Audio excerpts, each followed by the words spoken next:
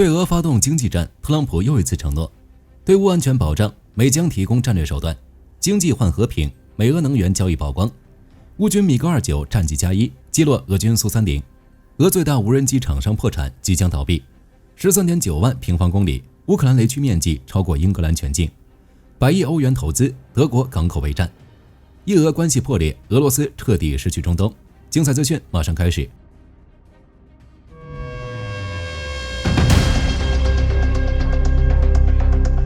特朗普又一次承诺，如果俄罗斯拒绝谈判，那就对其发动经济战。不知道这一次是否会实施。在俄军空袭美国工厂后，特朗普的态度明显发生了转变，不仅指责拉夫罗夫胡说八道，还计划对乌克兰的安全保障提供战略手段。在和谈问题上，特朗普还向俄罗斯施压，公开承诺，如果俄罗斯回避和谈，就会对其发动经济战。火力军估计，经济战的内容包括但不限于2级制裁，除了加强现有的金融制裁、贸易和技术限制，或许还有网络攻击。结果就是俄罗斯的经济将遭受更严重的打击，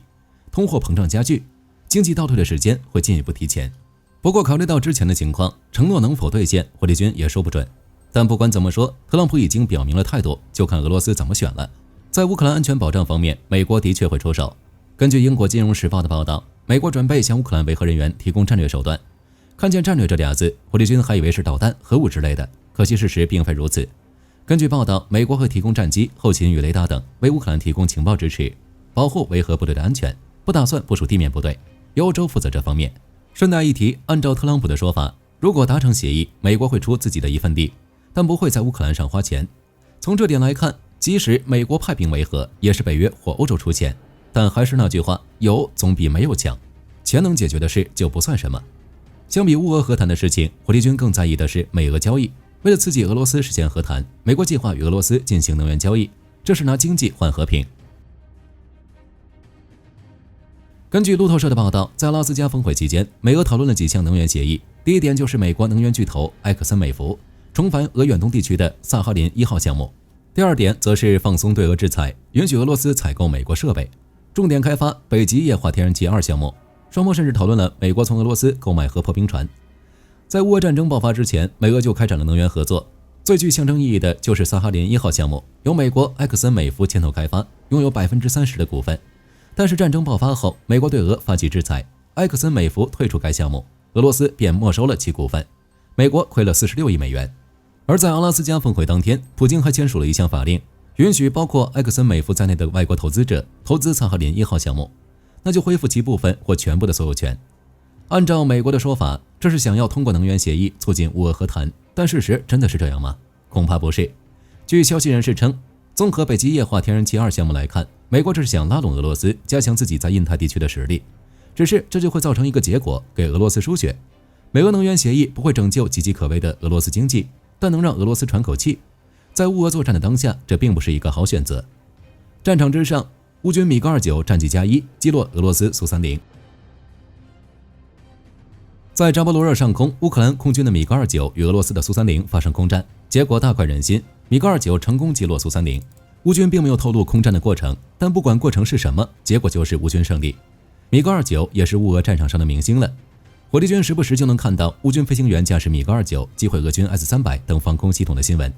之所以能实现这点，一方面是北约对米格29进行了升级，比如使用 AGM-88， 另一方面则是乌军飞行员的功劳。在打击俄罗斯防空系统时，以超低空突防的形式发起攻击。当然，乌克兰的战术也必不可少，比如在米格29发动攻击时，电子战部队同步开启干扰，或者先使用无人机进行饱和式打击。只是无论米格29的战绩如何，与苏30相比，二者都存在技术差异。米格29的年龄太老了，虽然已经实现现代化改造，但底子就摆在那里。苏30则是较新的多用途战机，在空战中这点是很致命的。那么乌军米格29是如何击落苏30的？在现代空战中，仅靠飞机型号来判断胜负，多少有点武断，实际结果取决于多种因素。在扎波罗热的空战中，米格29的飞行员可以凭借机动性优势获胜。虽然苏30在航电和载弹量上优于米格29，但米格29最强的是近距离格斗性能。如果交战距离较近，并且乌克兰飞行员利用地形或战术技巧，可能在格斗中占据优势，也可能与导弹与战术有关。乌军可能使用了升级后的空导弹，或者在战术上成功伏击了苏30，比如通过低空飞行规避雷达，然后突然拉起发射导弹。而且现代空战也不意味着单挑，乌克兰的地面雷达或北约预警机可能为米格29提供了目标数据，使其在有利的位置打击苏30，也不排除是苏30自己的问题。俄罗斯被制裁了那么长时间，在很难获取零部件的情况下，战机的维护与飞行员的训练时间或许会出现问题。在这种情况下，苏30撂挑子不干也并非不可能。在乌克兰的领土上，地雷已经覆盖了 13.9 万平方公里的面积，比英格兰全境还要大。根据意大利智库国际政治研究所的数据，截至2025年6月，乌克兰受地雷和其他战争遗留爆炸物污染的土地几乎占据其领土的1/4。乌克兰也因此成为2战以来世界上地雷污染最严重的国家，其中哈尔科夫、苏梅和扎波罗热地区受到的影响最为严重。具体细节方面，农田是最危险的地区，乌克兰4200万公顷土地中，只有2400万公顷能够保持安全，经济损失超过110亿美元。在国际盟国的帮助下，乌克兰在排雷方面也取得了一定的进展。在107名经过认证的排雷操作员以及4000名工兵的操作下，清理了35000平方公里的土地。目前乌克兰正在利用人工智能、无人机和卫星图像来加快排雷工作，目标是在10年内将80%的受污染土地恢复为经济用途。由于空袭，俄罗斯最大的无人机制造商已经面临倒闭。根据媒体报道，在经历几个月的财务动荡与诉讼后，卡朗施塔德公司已经处于破产边缘。自2025年夏季以来，卡朗施塔德面临数十起债务索赔诉讼，总金额超过了6亿卢布。截至6月，该公司的总负债已经超过了10亿卢布。卡朗施塔德的产品很有名，估计大家都听过，那就是猎户座无人机。之所以走到今天这一步，与乌俄战争有很大的关系。在2022年，其主要股东金融工业集团退出，公司的债务水平急速攀升。美欧的制裁则进一步加重了压力，外国零部件断供，生产成本提高。在供应链不堪重负的情况下，俄罗斯国防部又下了大量订单。如果只是这样，那还不至于倒闭，重点还是乌军无人机的空袭。作为俄罗斯最大的无人机供应商，卡朗施塔德公司的工厂属于乌军的重点打击目标。比如杜布纳机械制造厂已经被乌军袭击了好多次了。在供应链紧张、制造厂不断遇袭的情况下，卡朗施塔德根本无法履行合约，公司逐渐走向破产。于是分包商们现在都急着提起诉讼，想要排在索赔队伍的前列。在俄罗斯这边，类似的情况有很多。制裁切断了关键技术来源，在乌军的打击下，分包商对其没有信心，通过司法程序追讨债务，财务负担超出可持续范围。就目前而言，业内普遍认为卡朗施塔德集团已经不可避免的破产。除了卡朗施塔德，俄罗斯达达斯坦的无人机工厂也接连遭遇袭击。仅2025年，达达斯坦耶拉布加市地区就遭遇4次空袭。4月23日，耶拉布加地区发生爆炸，随后4月26日又发生另一起袭击事件。5月26日，无人机再次袭击了这座城市，附近的夏卡姆斯克机场被关闭。6月15日，袭击再次发生，并在该地区引发火灾。根据阿泰什游击队的报道，耶拉布加市地区的见证者无人机工厂正在建造带有铠甲防御系统的防御塔，不过这种临时的防御工事明显起不了太大的作用。如果那么简单就能做到防范无人机，俄罗斯政府早就给炼油厂用上了。德国港口备战要求100亿投资。根据《明镜周刊》报道，德国海港运营商中央协会已经向国防部长鲍里斯·皮斯托里乌斯致函，要求从常规国防预算中拨款，加强基础设施和安全。这封信没有具体说明确切的数字，但港口代表估计至少需要30亿欧元。对于这点，火力军只能说提前准备没错。如果发生冲突，军事装备和人员必须通过这些港口运输，属于德国国防军和北约部队部署的重要后勤枢纽，也是潜在的一线目标。这笔投资会用于升级货运设施、码头和铁路，保护港口基础设施，免受物理攻击和网络威胁的措施，并且会是军民两用的办法。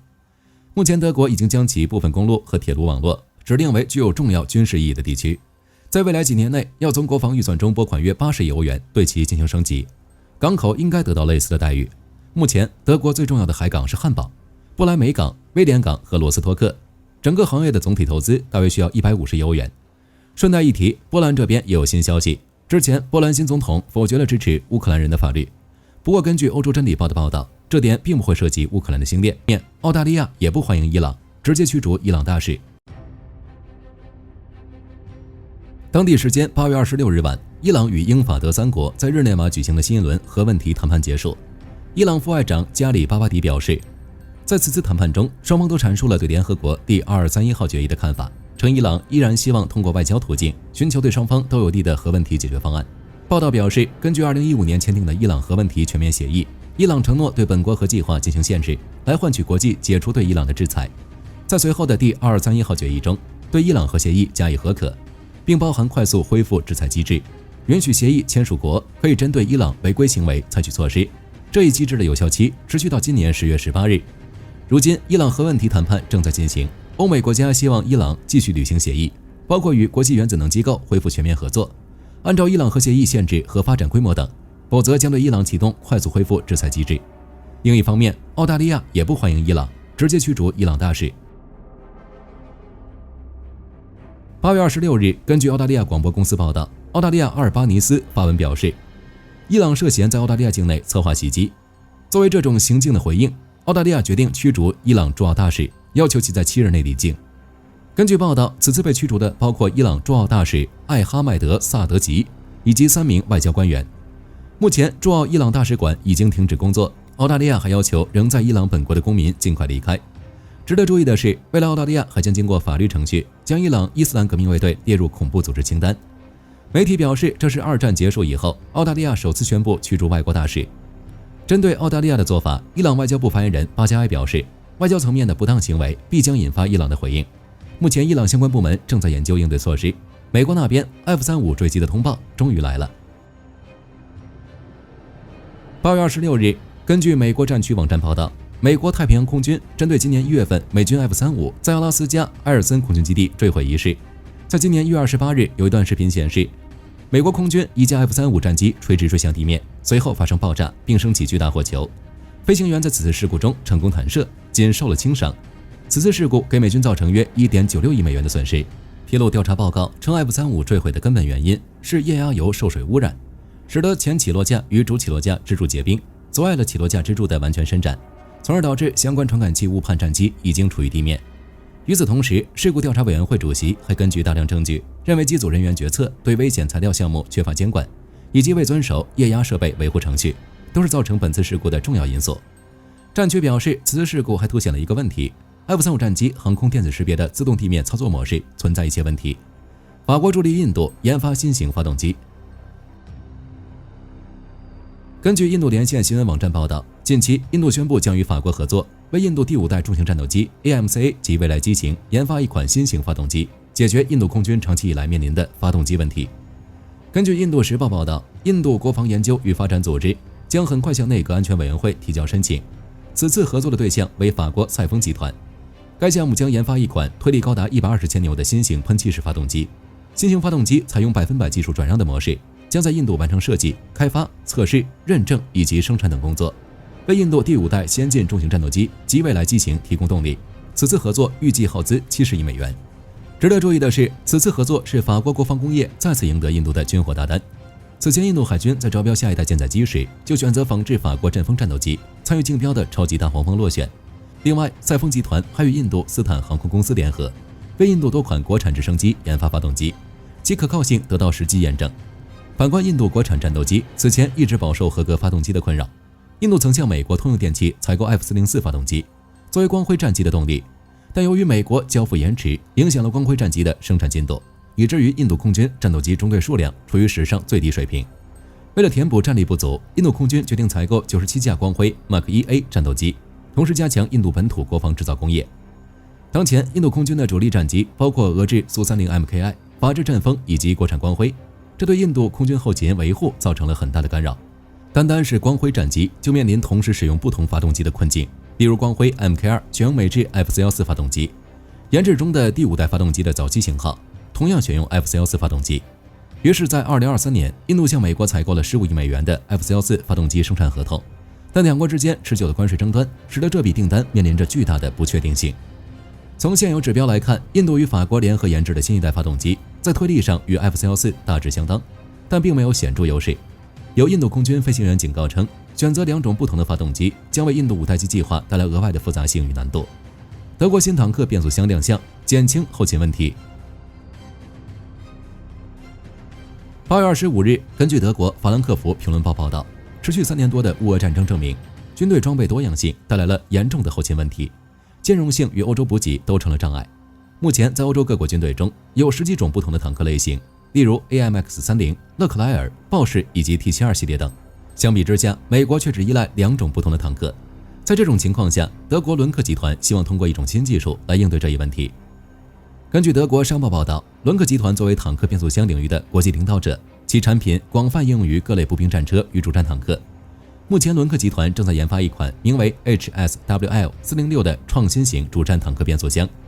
在8月25日的新闻稿中，伦克集团透露，这款坦克变速箱将采用模块化设计，从而确保与所有发动机制造商兼容，同时还能通过模块化设计实现多种配置，从而灵活适配不同重量的坦克，而无需为此改变坦克的原有设计，有效提升军队的后勤统一性，实现更快速的备件供应。未来，这款坦克变速箱将装备于欧美国家所有的重型坦克中，包括德国的豹式、法国的勒克莱尔、英国的挑战者以及以色列的梅卡瓦等主战坦克。好了，这期视频到这儿就结束了。各位觉得特朗普的这次承诺会实现吗？可以在视频下方留言，大家一起讨论。